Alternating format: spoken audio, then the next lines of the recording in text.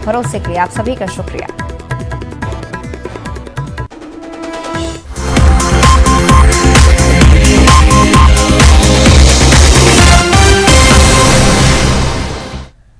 नमस्कार, स्वागत है आपका इस बुलेटिन में और मैं हूं आपके साथ अवंतिका श्रीवास्तव। रुक करेंगे तमाम बड़ी खबरों का और सबसे पहले बात कर लेते हैं दमोह की हैरान कर देने वाली तस्वीरें सामने आई हैं। खेलते वक्त एक बच्चा कुएं में जा गिरा है। साथ ही बच्चे ने बच्चे को पाइप का सहारा दिलाया। साथ ही साथ इस बच्चे की सूझबूझ की वजह से दूसरे बच्चे की जान बच पाई है। घटना का सीसीटीवी फुटेज भी सामने आया है।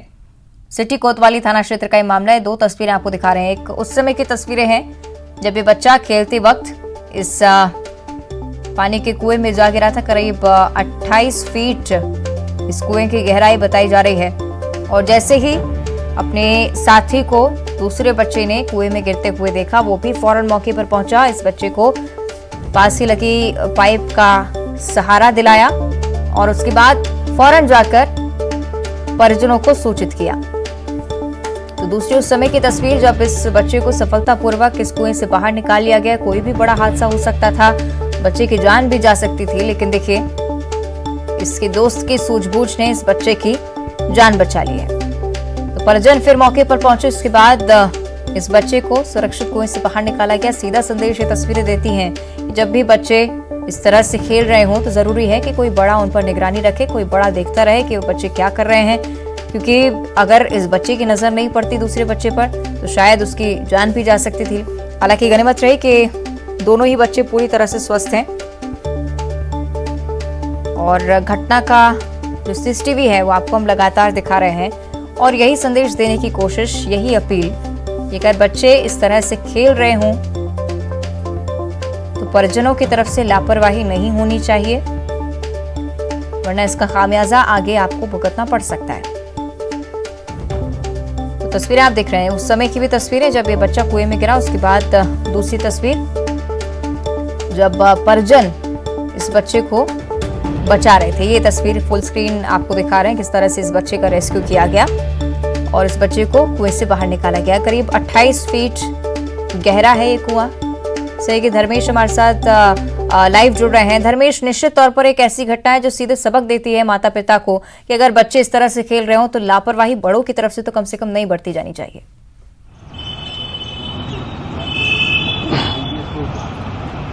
जी बिल्कुल। अब इनका मैं बता दूं ये जो हादसा है ये कई तरह से परिजनों के साथ साथ में और भी कई तरीके से मतलब एक प्रेरणा देता है कि भाई जो करीब 8 से 10 साल के दोनों बच्चे हैं और जब हादसे के दौरान जब दोनों बच्चे अपने घर के परिसर में खेल रहे थे उसी दौरान एक बच्चा कुएं की जाली पर खड़ा हो गया और जब वह कुएं में गिर गया तो दोनों बच्चों ने यहाँ पर अपना मानसिक संतुलन नहीं खोया, ना ही दोनों बच्चे घबराए हैं। जो नीचे बच्चा गिरा कुएं में गिरने के बावजूद वो नहीं घबराया, तो वहीं जो दूसरा बच्चा वो साथ में खेल रहा था, जैसे ही उसने दूसरे बच्चे को गिरते हुए देखा उसने अपनी साइकिल को स्टैंड लगाते हुए तुरंत कुएं पर पहुंचा और जो कुएं में गिर गया था उस बच्चे को कहा कि जो नाम लेते हुए कि वरुण, और जो तुम गिरे हो कुएं में, इसको जो पाइप का सहारा है उसका पाइप का सहारा लो। उसको ढाढ़स बताया, उसको पाइप का सहारा दिया। उसके बाद में परिजनों को लेने बच्चा पहुंचा और परिजनों को लेने के बाद में बच्चे के जो परिजन थे वहां आए, उन्होंने रस्सी डाल करके बाकायदा उसका रेस्क्यू किया और रेस्क्यू के बाद में उस बच्चे को निकाला गया। तो अवंतिका मैं आपको यहां बता दूं कि दोनों बच्चे इतनी कम उम्र होने के बावजूद दोनों बच्चों ने अपना साहस नहीं खोया। जहां एक बच्चा कुआं में गिरा था तो उसने भी साहस नहीं खोया, वहीं दूसरा बच्चा जो है उसने भी साहस नहीं खोया और एक दूसरे के सहयोग से और उस बच्चे की जान बचाई। तो परिजनों के लिए खासतौर करके जो भी एक बड़ा सबब है कि इस तरह से जो भी घर में कुएं होते हैं इन पर एक तो सुरक्षित किया जाए और बावजूद सुरक्षा के बावजूद भी जब बच्चे पार्क हो या कहीं भी हो, कोई भी स्थान हो तो खेल रहे हो तो परिजनों को निश्चित तौर पर अपने बच्चों पर नजर रखना चाहिए। अवंतिका, बिल्कुल इस घटना को लेकर अगर धर्मेश परिजनों की तरफ से कुछ कहा गया हो, क्योंकि हम देख रहे हैं साफ तौर पर किस तरह से कुएं की जाली अचानक से टूट जाती है और उसके बाद ये बच्चा इसमें अंदर गिर जाता है। क्या जाली पहले से ही जर्जर थी? क्या इसका ख्याल परिजनों ने नहीं रखा पहले से?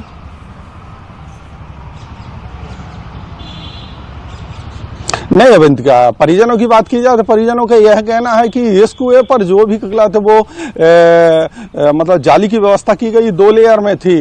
तो जो डबल लेयर था जो मतलब मच्छर वगैरह या कोई चूहा वगैरह ना जाए, तो जो जाली वाली थी जाली उसको ही लगाया गया था। जो प्लेट से इसको ये बंद करते थे उस टाइम इन लोगों ने उसको प्लेट से बंद नहीं किया। तो परिजन की ये कही जाए तो पूर्ण रूप से लापरवाही देखी जा रही थी। जब बच्चे खेल रहे हो, खास तौर से कुआं है या तालाब है, तो इस तरह से यहाँ पर उनको और ये बातें ध्यान में रखना जरूरी है। और जो दूसरे लेयर की जाली नहीं लगी थी और बच्चा धोखा में वहां पर चला गया और इस दौरान बच्चा कुएं में हादसे का शिकार हो गया।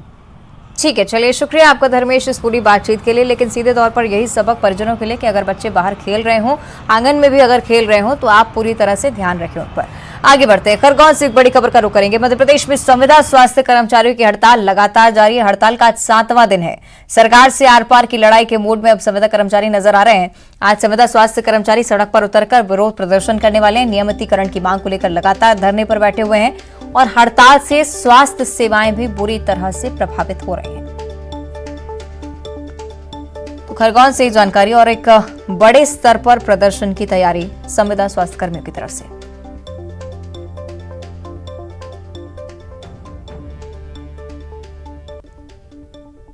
तो आपको बता दें कि मध्य प्रदेश में संविदा स्वास्थ्य कर्मी लगातार हड़ताल कर रहे हैं। आज इस हड़ताल का 7वां दिन है।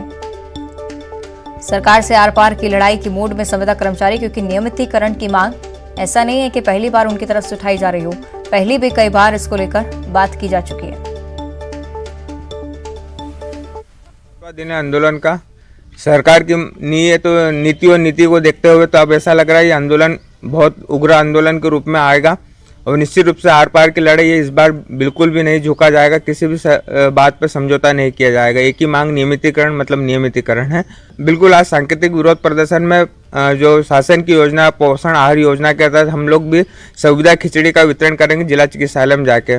इस बार की जो हमारी लड़ाई है वो नियमितीकरण के लिए है और इस बार की लड़ाई आर या पार की है। अब के हम जो आए हैं तो पीछे नहीं हटेंगे। अगर सरकार ने हमारी मांगे पूरी नहीं करी तो आने वाले 2023 के चुनाव में हम सरकार को सबक सिखा देंगे और पीछे तो बिल्कुल नहीं हटेंगे। कब करोगे, कब करोगे? अब देख रहे हैं किस तरह से संविदा स्वास्थ्य कर्मी इस बार आर या पार की लड़ाई के मूड में।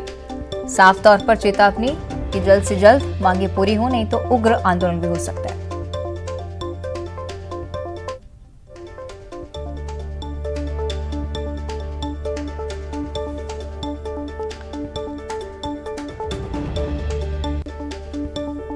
आपको बता दें कि न सिर्फ खरगोन में बल्कि ग्वालियर में भी इस हड़ताल का असर देखने को मिल रहा है। संविदा स्वास्थ्य कर्मचारियों की हड़ताल ग्वालियर में भी लगातार जारी। जिले के 738 संविदा स्वास्थ्य कर्मी हड़ताल पर हैं। 7 दिन से फूलबाग पर धरना दे रहे हैं और नियमितीकरण की मांग को लेकर लगातार प्रदेश व्यापी आंदोलन चल रहा है।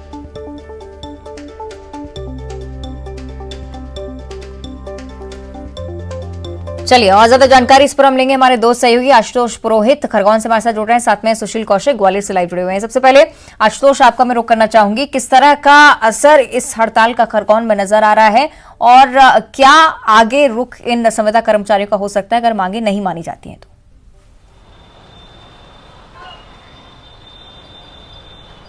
मैं बताना चाहूंगा ये लगातार 7वां दिन है। संविदा स्वास्थ्य कर्मचारी लगातार हड़ताल कर रहे हैं। 7वां दिन है और आर पार की लड़ाई का पूरी तरीके से मूड बना रखा है। और जिस प्रकार से इनकी लगातार जो हड़ताल चल रही है, जिले में 878 संविदा कर्मचारी जो है सड़क पर उतर गए हैं, लगातार हड़ताल कर रहे हैं। इसके चलते हुए जो जिले की स्वास्थ्य सेवा, विशेष रूप से जिला अस्पताल है और ग्रामीण क्षेत्रों में जो स्वास्थ्य केंद्र है वहां पर पूरी तरीके से चरबरा गई है, गड़बड़ा गई है। और खुद जो जिले के अधिकारी हैं, चाहे सिविल सर्जन हो या मुख्य चिकित्सा एवं स्वास्थ्य अधिकारी, वो खुद स्वीकार कर रहे हैं कि सरकार को या शासन को जल्दी से जल्दी इन लोगों के विषय में निर्णय लेना चाहिए।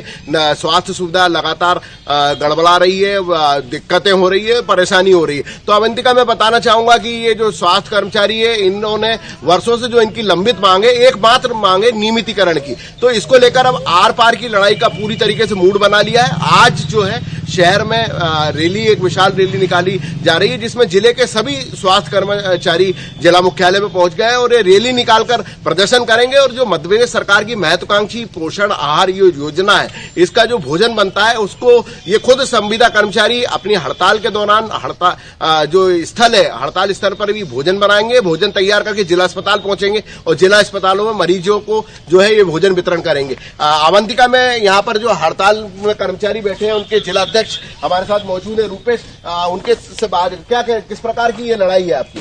निश्चित रूप से शासन, चूंकि हम संविदा शोषित कर्मचारी हैं, विगत कई वर्षों से शासन की महत्वपूर्ण जन कल्याण योजनाओं को जमीनी लेवल पर सच साबित करते हैं और इन योजनाओं को पंक्ति के हर व्यक्ति तक पहुंचाने का काम करते हैं।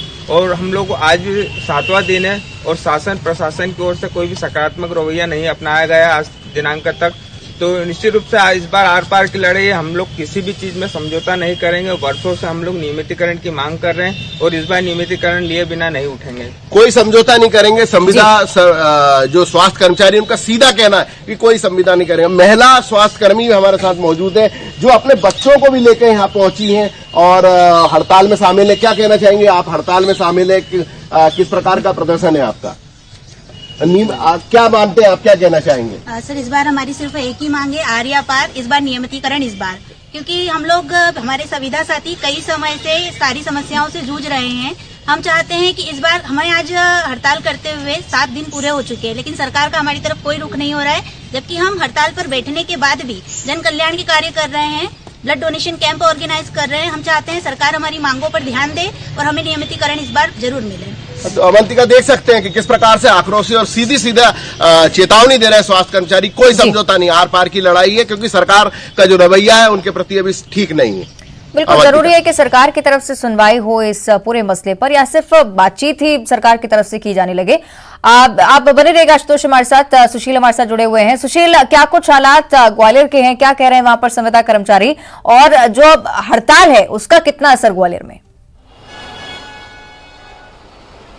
बिल्कुल, देखिए, मध्य प्रदेश में संविदा स्वास्थ्य कर्मचारियों की जो हड़ताल चल रही है, उस हड़ताल के तहत पूरे प्रदेश में 32,000 के लगभग संविदा स्वास्थ्य कर्मचारी हड़ताल पर है। ग्वालियर की बात करें तो ग्वालियर में भी करीब 738 संविदा स्वास्थ्य कर्मचारी हड़ताल पर है। और इनकी हड़ताल के चलते अगर देखें तो मुरार जिला अस्पताल, सिविल अस्पताल हजीरा, बिरला नगर, डबरा सिविल अस्पताल के साथ ही प्राथमिक स्वास्थ्य केंद्र जो है उनमें भी जो स्वास्थ्य सेवा है वो प्रभावित हो रही है, क्योंकि मेडिकल के साथ ही टेक्निकल जो काम है, चाहे सैंपलिंग का हो या रिपोर्ट तैयार करने का, उसमें स्वास्थ्य कर्मचारियों की महत्वपूर्ण भूमिका रहती है। इनसे ही बात करते हैं। आप ही बताइए कि कब तक चलेगा ये आंदोलन? जब तक हमको पूर्ण सफलता नहीं मिल जाती, अब तक नियमितीकरण चाहिए हम लोगों को। कितने लोग हड़ताल पर है ग्वालियर में? किस तरह की क्या स्थिति है, क्या चल रहा है हड़ताल?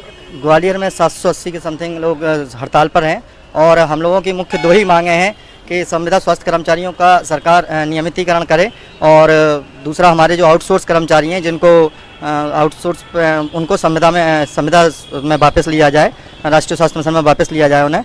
और हम लोगों ने इतनी जो वैश्विक बीमारी कोविड के समय पे इतनी सेवाएं दी हैं, और जिस आप पे बताइए कितनी सेवाएं प्रभावित हो रही है ग्वालियर में हड़ताल है? आप ग्वालियर में हड़ताल में सारी व्यवस्थाएं खराब चल रही हैं, जैसे कि अपने टेस्ट नहीं हो पा रहे हैं, रेडियोग्राफी नहीं हो पा रहे हैं।